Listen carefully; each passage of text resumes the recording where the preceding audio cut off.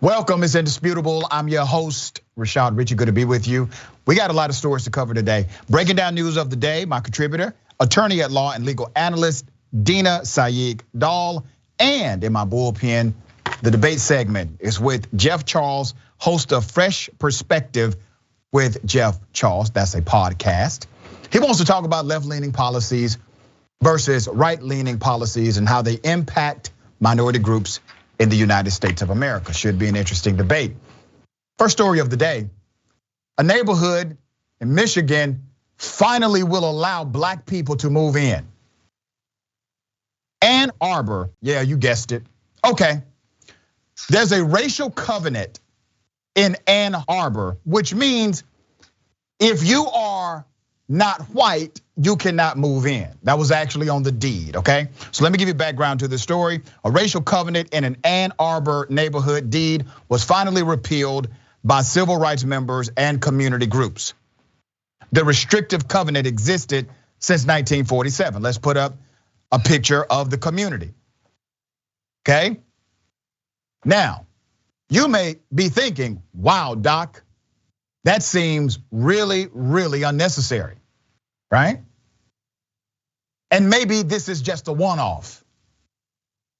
Let's put up the map. You see, in the county, all of those sections that you see that are orange actually have racial restrictive covenants for their communities. Isn't that something? Ann Arbor's Hannah neighborhood had an illegal whites only policy that existed in the subdivision's deed. Now, here's why this is important. It was in the deed of the subdivision. The subdivision dates back to the 1940s. They did not bother to change it, to update it. Other movements have attempted to, it failed. This time it was successful. Now, here's why we talk about systemic and structural racism. This is by design. This was not by some organic thing that happened. This was literally somebody with a mind to actually discriminate against black people. And they wrote it in a policy, and it was adopted as bylaws, and it was coordinated with their charter, and it was implemented in their culture. It was by design. And the only way you can unravel something that exists by design is to intentionally destroy the design. You can't wait for something that has been designed to simply break down. You must intentionally deconstruct the construction. And that's why you see this movement happening with Ann Arbor. All right, story gets deeper. No different than there being a sign in the entrance to the subdivision which says whites only, said Michael Steinberg, the director of the Civil Rights Litigation Committee. Neighbors joined members of the University of Michigan's Civil Rights Litigation Committee to repeal the racist policy. The majority signed it and overturned it, okay?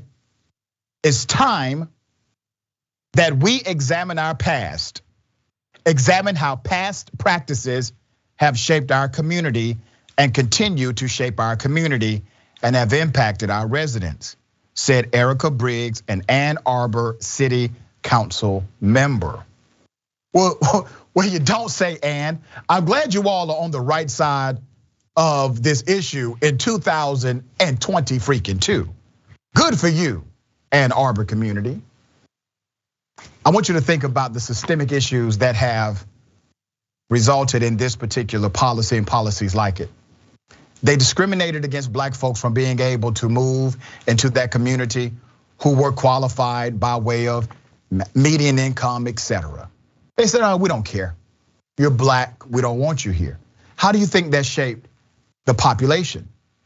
How do you think it shaped the community? How do you think it shaped the politics? How do you think the politics then shaped the policies? How do you think those policies then shaped outcomes? See how it's all connected? Every bit of it. I'm happy that we finally made this change. I'm excited to see us kick this off for our community. Briggs said, I hope by the end of 2022 that we can see these restrictive covenants are gone across our city because they have many more, as I just demonstrated. We see this as an opportunity for neighborhoods to really affirm their values and to communicate that we are reckoning with this history. We're not erasing it. We are affirmatively stating all are welcome, said Nina Gerdes, a University of Michigan student attorney. The civil rights and community groups are continuing to work on repealing racial covenants in other Michigan neighborhoods too. Let me take you back to 1948. Shelley versus Kramer in 1948, US Supreme Court case held that restrictive covenants in real property deeds, which prohibited the sale of property to non-Caucasians, they said it's unconstitutional, that it violated the equal protection provision of the 14th Amendment. Now here's one of those instances where there's a policy, the Supreme Court ruling, let's call that a policy. That policy should have been universally adopted by every covenant community agreement in the United States of America. It's called reciprocation. But you see, culture ate that policy alive. See how that works? Culture eats policy any day of the week. The actual implementation of fairness may not be reflective of what's on paper. Attorney, what are your thoughts on this? I agree. So this was left in the covenants, even though it became illegal after that Supreme Court decision. It became unenforceable. So I think here what I see what really matters is that words matter, right? We wouldn't be doing this, you wouldn't be doing this if what we say, how we communicate doesn't matter. So when these became illegal in 1948, a year or two after this was even adopted, the subdivision didn't change their language. And I'm sure many subdivisions around the country, you highlighted a bunch in Michigan, but this was nationwide, didn't change their language. And so they were still communicating that they wanted whites only. And that's what's so important. Even though it became unenforceable, they left it on their books. And that's a very strong message. People understand what they want. It's so good they are taking this off, even if it's been unenforceable for years, because it's also now a form of education for people to realize, hey, this was probably a really great new subdivision that at the time was limited to whites only. This is how progress was limited in our country. And it's good for people to know if they don't know how this happened. Yeah, it was a racist subdivision created by a racist architect who said, okay, if you're racist, you can move here because our covenant says black people cannot. Now here's the other part. This is equivalent to, let's say, a restaurant still having a whites only sign. We know that's not legally enforceable, but technically they can put up a sign that says that and be covered under their freedom of speech and expression, as long as it is not enforced. So imagine being a black person walking up to a restaurant that still has a whites only sign, and they say, oh no, we just keep that around because that was one of the first signs we had when we established this store. See, it still shapes the culture of who goes to that restaurant if you do things like that.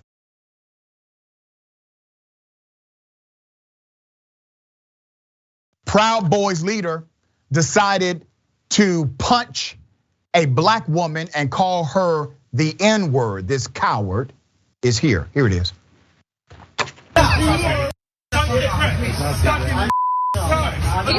Apparently. Bitch, shut your mouth.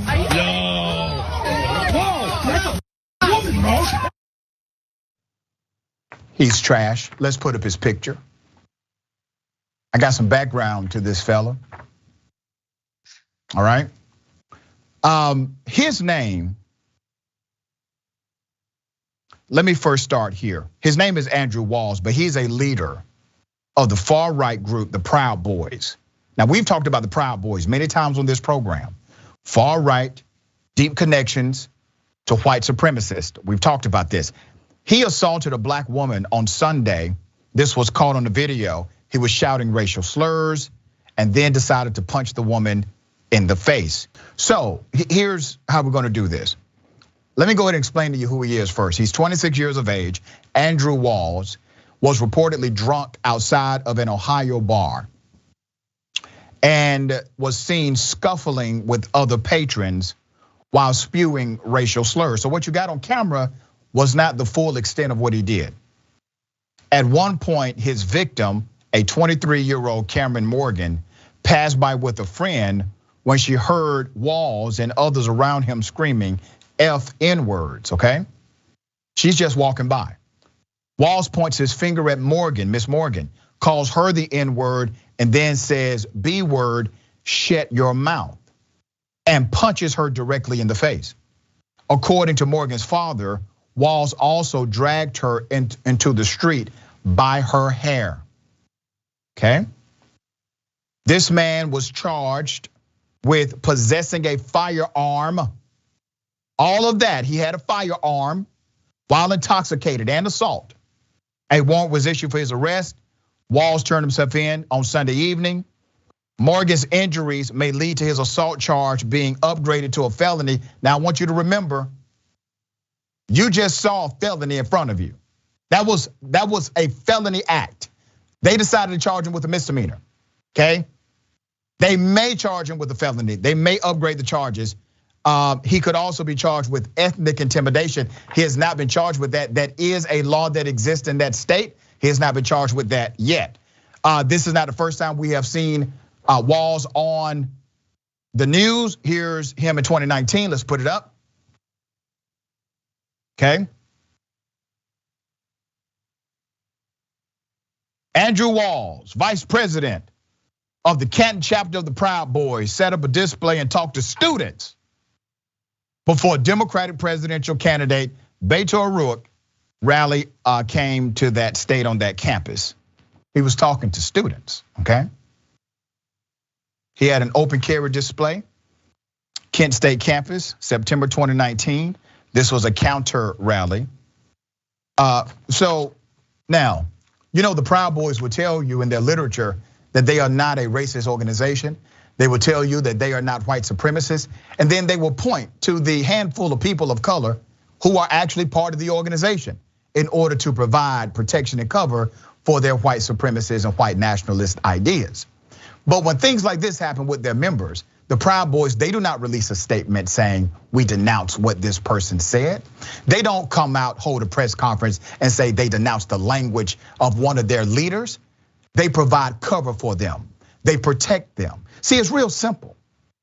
The people who are recruited, who happen to be people of color inside of the Proud Boys organization, not only are you foolish, you're a pawn. And they're using you to protect their white supremacist ideology. You know exactly who you are. Attorney, why was this charged as a misdemeanor offense? Yeah, it's sometimes prosecutors do this just to get something to stick, just to start the process, and they're still building their case. They're still collecting their facts. So I do imagine, well, for sure, an ethnic intimidation charge. I don't know why that wasn't automatically included because the facts are so obvious. The felony, the aggravated battery felony, maybe him kind of bringing her into the street, that depends on her injuries. I could see that being elevated too, and maybe that was why they kind of held off. I mean, it's so disgusting. Thank goodness this was on film. I think it was her father that filmed this, so they were able to see. And yeah, as you say, I mean, I can't imagine anybody not realizing what the Proud Boys are. They show by their actions and their words all the time how their racism. And Ms. Dahl, I want to say this about charges, all right? I'm from a place called Glenwood Road. Routinely, I saw members of my community being arrested, and every single charge they can imagine were allocated to them. They didn't say, well, let's charge based on what can stick and maybe we upgrade later. They charge based on what can't stick, what doesn't fit the crime, so that you can negotiate and plead down later and they get a win under their belt. Why is it that we see something very different in cases like this compared to communities that I'm from, where the exact opposite happens? I mean, we've spoken a little bit about public defenders in our discussions. And I think that goes a little bit about that. And as you say, sometimes people realizing that they are not gonna get support from their community. Prosecutors realizing, yes, charging this white man as racist as he is, they're gonna get more flack if they overcharge him than maybe somebody from color who doesn't have support, who isn't gonna have a very good lawyer, who's gonna be easier to plea down. As you said, this is systemic, and these issues absolutely play a role into what the prosecutors, it's their own professional prestige that they care about at the end of the day. Yeah, and I think there's this presumption, as you said, that if there's a black individual, that person does not come with the same level of community support as, let's say, a person connected to the Proud Boys. So you already know the person with the Proud Boys, you got community support, even though it's a bunch of racist individuals. You got community support, you got a lot of scrutiny, and you have the potential of them raising a lot of money to defend the case. The problem with that is based on a racial dynamic rather than what the person has actually done, right? So it's not fair in the legal context to lightly charge an individual because you are afraid of their racist friends. All right, speaking of racism, there's racism in the Ukraine. There are racist Ukrainians. So let me do it this way, because I think people will blur the lines. I'm anti-war, but as my grandmother would say, I got plenty of walking around sense. What Putin is doing in Ukraine is wrong, it's morally wrong. What some Ukrainians are doing to black people inside of their country is wrong as well, and racist as hell. Now, reporters who are reporting on this are also showing their extreme racism in how they contextualize European countries. And I'm going to break all of this down in real time. Let me take you to the first video. Now with the Russians marching in, it's changed the calculus entirely.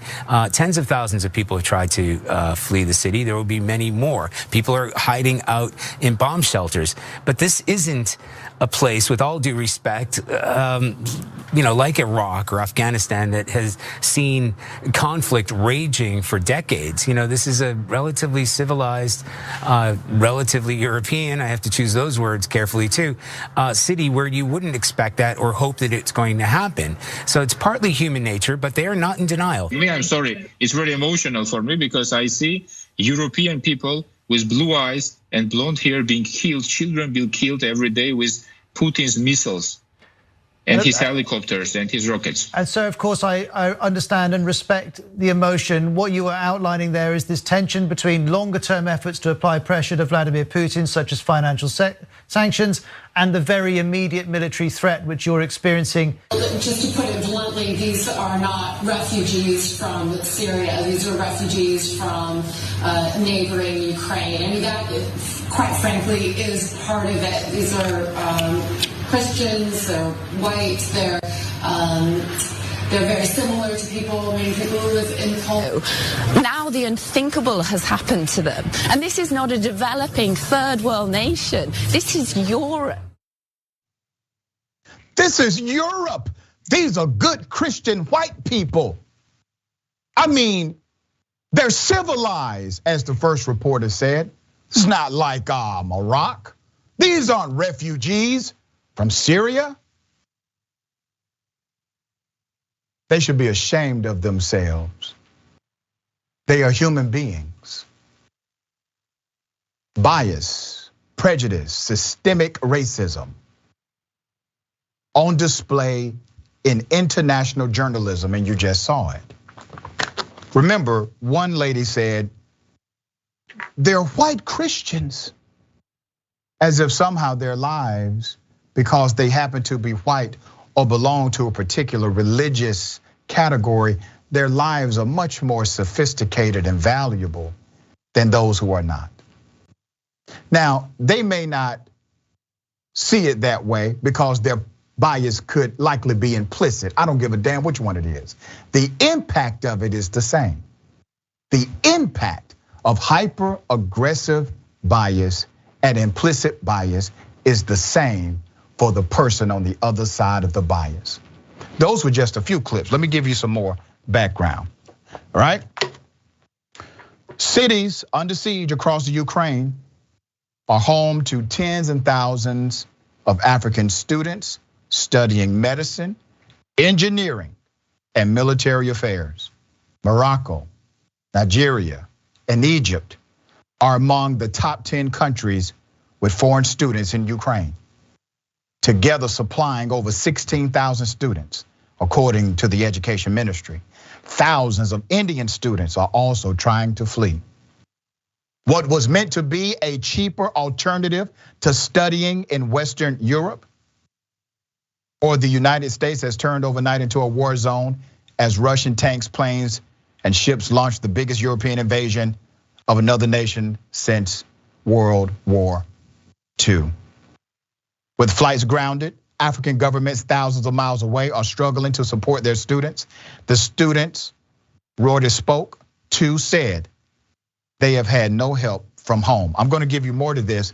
Now, we have video, we have seen images of Ukrainians stopping Black travelers from getting on trains, stopping their movement in favor of whites.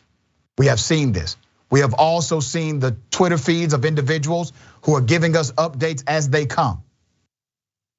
This is racist. Now, here's what's going to happen. You see, Putin is well aware that the international community is against what he's doing, by and large, okay? Obviously, there's some exception. He's going to use this against Ukraine, and it will continue to be a public relations nightmare. It's a war inside of a war. The race dynamic or the racial injustice is the war that has already been there before this war started, because racism is a global dynamic, not simply contextualized through the American experience. And if the leadership of Ukraine, if they don't step up and denounce what Ukrainians are doing, you will see other nations, especially those connected to Africa, they will start not supporting the Ukraine fight against Russia. That will happen. There's more. Here are some stories shared across Twitter. Stephanie Haggerty said, a Nigerian medical student at Poland-Ukraine border told me she has been waiting 7 hours to cross. She says border guards are stopping Black people and sending them to the back of the queue, saying they have to let Ukrainians through first. Dr. Alakija, Black Africans are being treated with racism and contempt in Ukraine and Poland. We cannot ask African nations to stand in solidarity with them if they do not display basic respect for us, even in a time of war. Ignored in a pandemic and left to die in a war, unacceptable. Now let's get back to some of the coverage, all right? The racist coverage that you just saw. CBS News senior foreign correspondent Charlie D. Agata apologized Saturday, saying for suggesting the war in Ukraine is particularly shocking because the country is relatively civilized and European compared to Iraq and Afghanistan. His characterization was among a flurry of similar commentary in the media that critics have slammed as racist and in some cases, historically inaccurate. So let me tell you one case where it's historically inaccurate. My first PhD, finished in 2016, talks about the warfare that has been waged across this globe in the name of religion.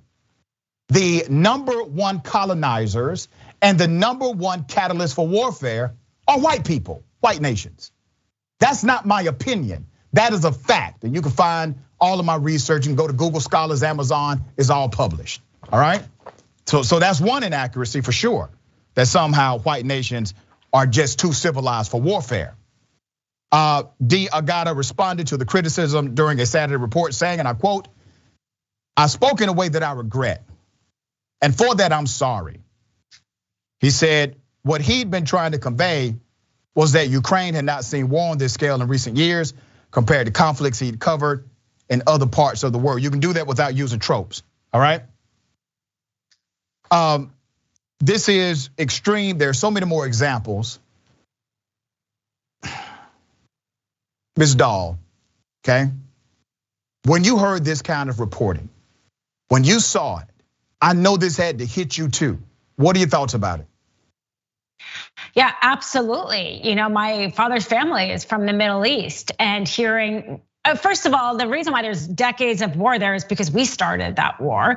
And her description, it was heartbreaking that the Syrian refugees were turned away in Europe after what they were going through. And her description of them was just wrong. They were actually highly educated in Syria. And so we mischaracterize the Middle East over and over and over. And in terms of global racism, I think you're absolutely right. I've always thought that, actually. I think in some ways, we just talk about it more here. We have freedom of speech, we have democracy, and we're able to have these conversations. But perhaps we have less racism here than in other places. And so I'm glad that you're bringing this up. And it is during terms of war that the most vulnerable of any community gets impacted the most. So it's really such a bad situation that they're in, and I'm really so sorry for that. We stand in solidarity with our brothers and sisters who are being discriminated against. We stand up for historically marginalized communities. We make absolutely no ambiguity about that. I also must echo the words of Dr. Martin Luther King Jr. when he stood against the Vietnam War. And he said, when America is at war, it has a way of desensitizing those in the country, because the policies that we're fighting for take a back burner during wartime.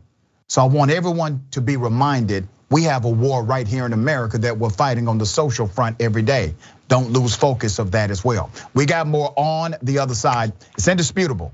Stick and stay.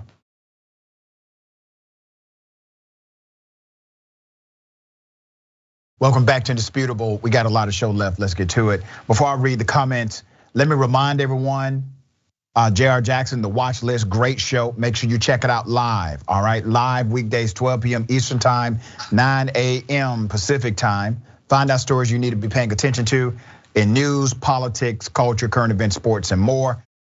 Marjorie Taylor Greene, United States Congresswoman, was the keynote at a white nationalist rally. Here's the video. And now they're going on about Russia and Vladimir Putin is Hitler, and they say that's not a good thing. And can we give a round of applause for Russia? Yes.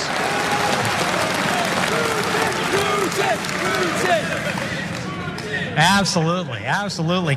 We are honored, we are humbled and excited to welcome to the stage right now for our first speech, and we love to get to know her much better. I think this is going to be the beginning of something great. The representative from Georgia, Marjorie Taylor Greene. Okay, she's coming. I got more video. Now remember, Fuentes, who is one of their leaders, Nick Fuentes, proud white nationalist, makes absolutely no bones about it whatsoever. He introduces Marjorie Taylor Greene right before. What do? They engage in a go Putin. They are celebrating Russia. They are dissing Democrats, okay? That happened a little before his introduction. But here it comes again. This is Marjorie Taylor Greene at the pro-Putin, pro-Russia, pro-white nationalist rally. Many of you in this room knows exactly what that feels like, because you know what it's like to be canceled. And that's why I'm here to talk to you tonight. I don't believe anyone should be canceled. I don't believe in separating people and identities. I don't believe in separating people in classes. But that's what the Democrats believe in, because that's what Marxism is. The irony. I don't believe in separating people, but that's what Democrats do. You realize you're separating people, and you're talking in front of a white separatist organization. That's what they believe in. Marjorie Taylor Greene. Okay, I got background. What state do you think this happened in? You guessed it, first time, Florida. Representative Marjorie Taylor Greene spoke at a white nationalist conference in Florida Friday evening. Greene, a QAnon conspiracy theorist and an anti-trans Republican, was the surprise speaker at the 3rd annual America First Political Action Conference in Orlando, organized by white nationalist figurehead Nick Fuentes. That's the guy you saw introducing Marjorie Taylor Greene. Now here's the thing, they're not hiding it anymore. Be very clear about where we are now. They are not hiding the fact that they are white supremacists any longer. They are now out in the open. They have a champion, Donald J. Trump. Donald J. Trump has created other champions of white supremacy. It gets deeper.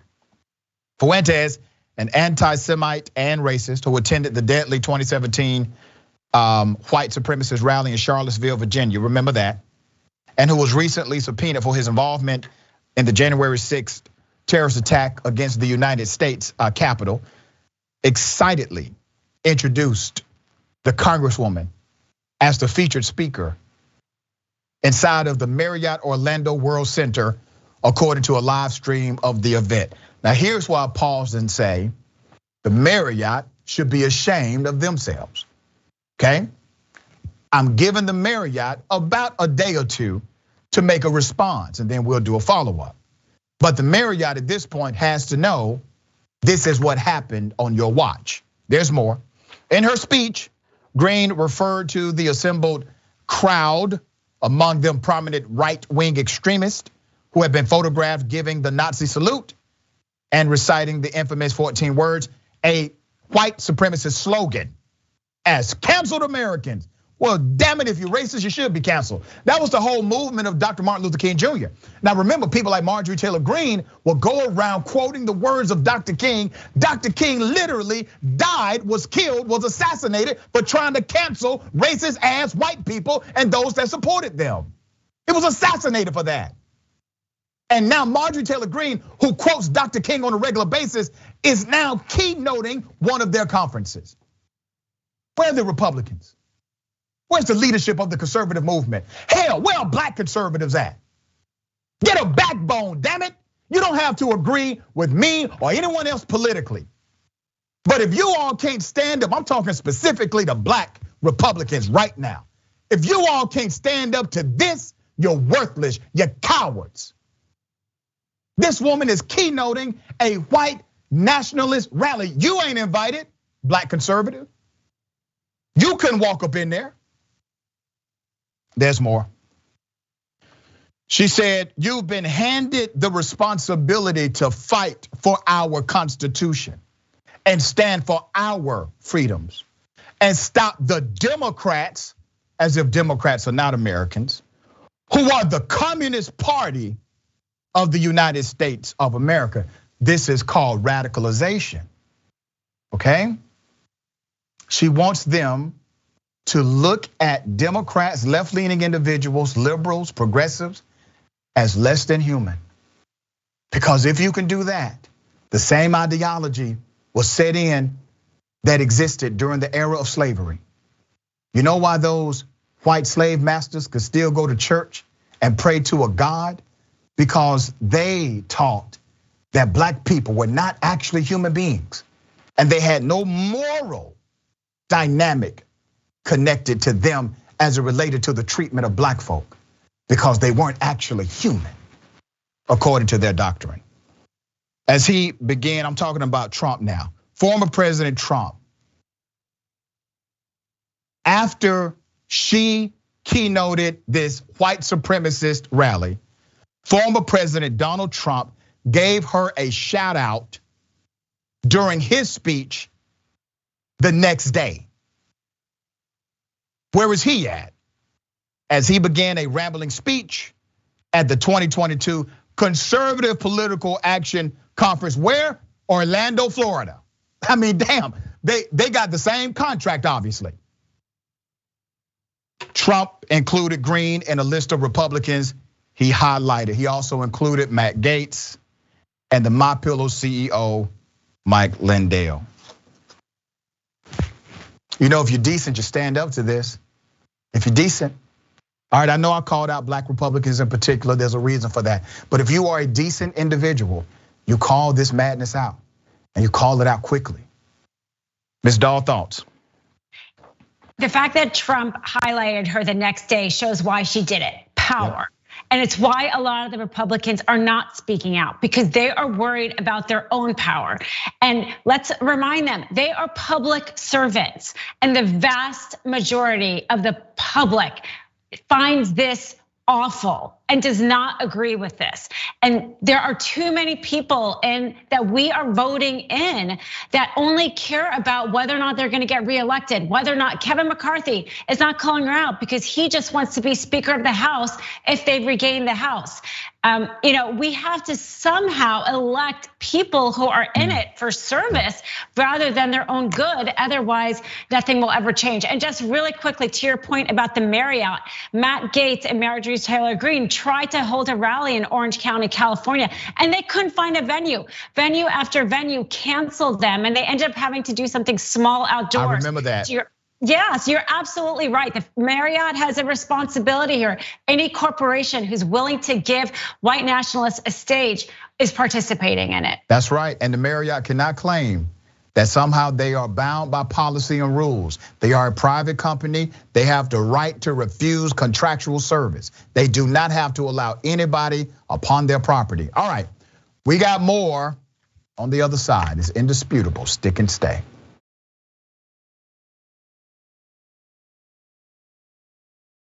Very sad story. An autistic child was beaten in front of administrators at a school, and they did nothing to help him. Just put up his picture. Okay? He's 11 years old. He has non-verbal autism. He does not speak. He was beaten up by a fellow student as school staffers stood, watched, and did nothing. We got video. His name is Sayegh. The staffers were teacher aides at Jones Middle School in Humboldt, Texas. They are no longer employed at the school according to the district. They should be arrested according to me. The intellectual capacity of this young man is of a 4 or 5 year old based on his spectrum, okay? He has already missed multiple days of school due to the attack, is being evaluated by medical professionals. Let me show you one of the screenshots of the fight. This happened on January 25th. These are stills from the video footage. It was obtained by KHOU11. Sayegh is in the blue shirt and the student attacking him is in the gray, okay? Sayegh was thrown to the floor by a much larger special needs student after Sayegh accidentally bumped into the student while the students were leaving PE. The focus is not the student. The student repeatedly kicked him and Sayegh crawled along the floor. At least one adult can be seen in the video watching the fight and letting it happen. Let's go to the next graphic. Okay. After Sayegh got up, the student punches him to the floor again. There's an adult, a member of the faculty, who does nothing. At one point, the staffer taps the student on the shoulder, but the child continues to kick Sayegh without the adult ever intervening. The only reason why this story has come to light is because the grandmother, Vida Cavett, decided to make the video public. Let's show a picture of grandmother, okay? She has full custody of this young man because his parents died.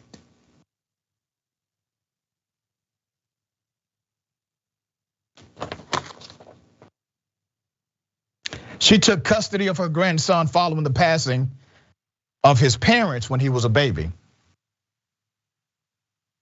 She spoke to the local news affiliate and said, and I quote, "Those adults in that video stood there.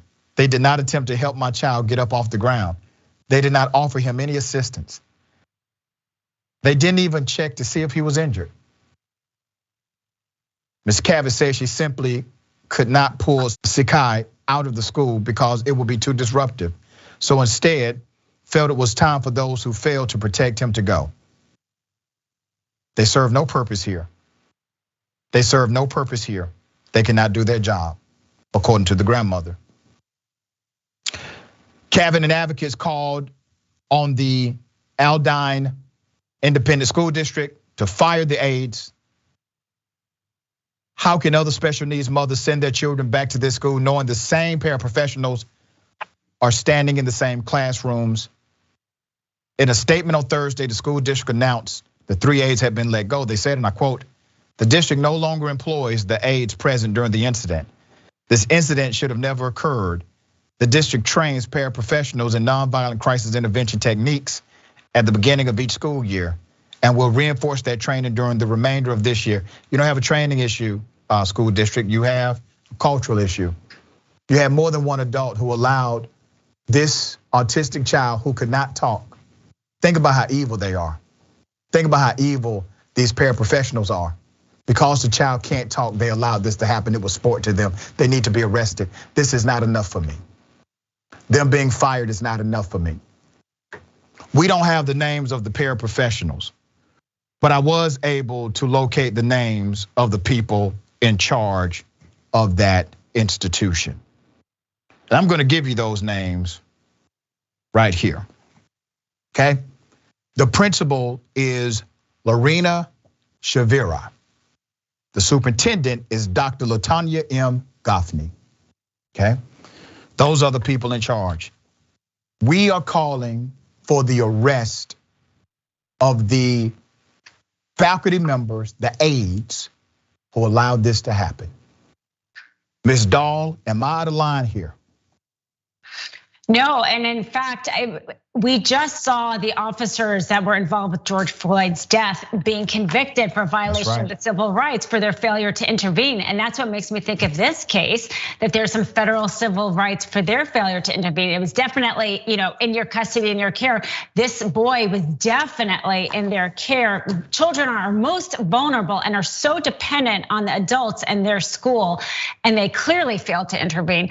Perhaps also some sort of accessory to an assault charge for them standing and being complicit and not intervening as well. And I just wanted to say, I enjoy doing this show so much in part because of your capacity to empathize, Dr. Richey. And this story is incredibly sad, and I'm so glad that you're bringing it to light. Thank you.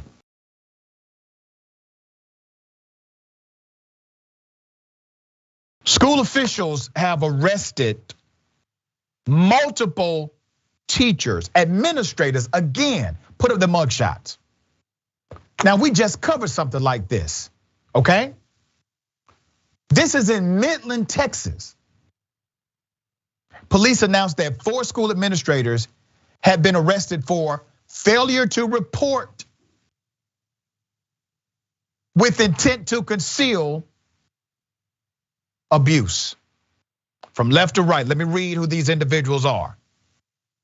Todd Freeze, MS and US Dean of Schools, of Students. US History teacher Shelby Hammer, head of school. Crystal Myers, head of middle school.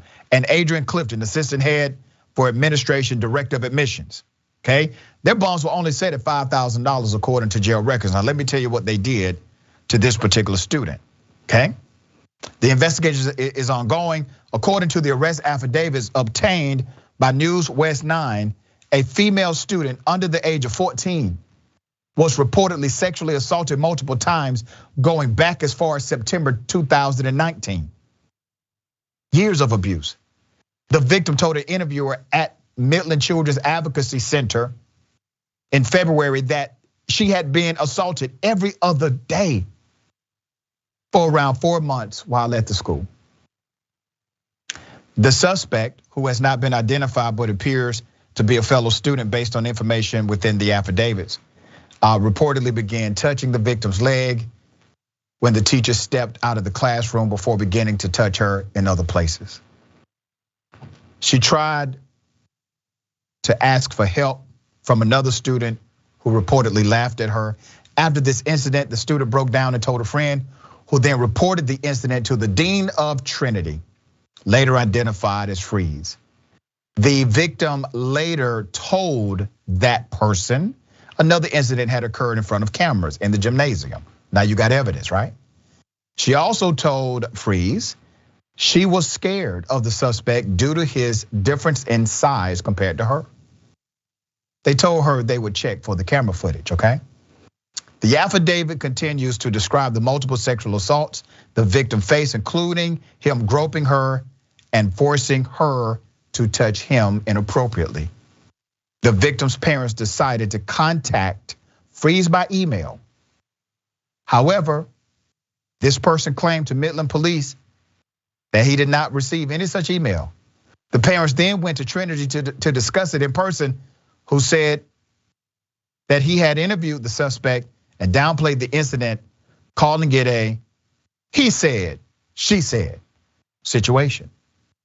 Eventually, the parents had enough and confronted both him and Myers, who would tell the parents they work on it, while Hammer claimed to be unaware of the incidents. Here's the cover up. This is the cover up. When COVID hit, it would provide only relief, temporary relief for the victim, because the victim missed school. But after returning to school, the parents removed the victim from the school. There's more. September 2020. Hammer sent out a waiver to the victim's parents that would settle the dispute about the assaults. According to the affidavits, the waiver would allow the parents to receive a portion of the tuition paid for the school year 2020 to 2021. That's called bribery. If they signed and avoided litigation or admission of liability or wrongdoing. The parents reviewed the document, hired an attorney before ultimately deciding not to take away the victim's right to speak out about her assault. Put up the picture of these monsters again. They have been arrested. Okay? Now, just last week in Midland, Texas, we covered another story about these 5 school staffers. Once again, private Christian academy in Texas, they are facing felony charges over accusations they failed to notify authorities after a 9th grader was sexually assaulted by an older student at the school. Okay? Where's the legislation? Where's the movement from Republicans and Democrats to create legislation around these issues inside of school buildings? Republicans still want you to think that critical race theory is the greatest evil that can happen in K through 12 education. It's not even taught. But you know what really is happening in K through 12 education? Those monsters. Are they fighting our elected officials, fighting at your legislature to make sure monsters like this cannot coexist with our children? Or are they busy telling you that critical race theory is somehow the worst thing that has ever happened inside of the school system? It's a fairy tale. Ms. Dahl, thoughts? First of all, that 14-year-old was incredibly brave to be able to go and report it. And the fact that that was her response is tragic, really. I've wondered why, the Me Too movement did such a good job in this country of bringing these things to light. But it did not involve students at all in the Me Too movement. And I think it is huge. I think it's as rampant, the amount of sexual assault cases, students, involving teacher, student, and it was completely left out of that conversation. And I think it needs to become a conversation. Again, children in these schools are vulnerable. You can't quit your school like you can quit a job, and you're not even an adult. I think that they are put in a position so much worse in terms of sexual harassment, and they face it. Students are facing sexual harassment, and we need, like you said, it's not being talked about at all. They need to create a Me Too movement just for this area of women and men. Okay, Ms. Dahl, always a pleasure. Thank you for being on Indisputable. How can people follow you, check out your work? Thank you so much for having me. They can follow me on Twitter, @DinaDahl1. Don't forget about the conversation. Remember, take care of yourself, take care of each other, take care of the planet. Remember, the truth is always indisputable.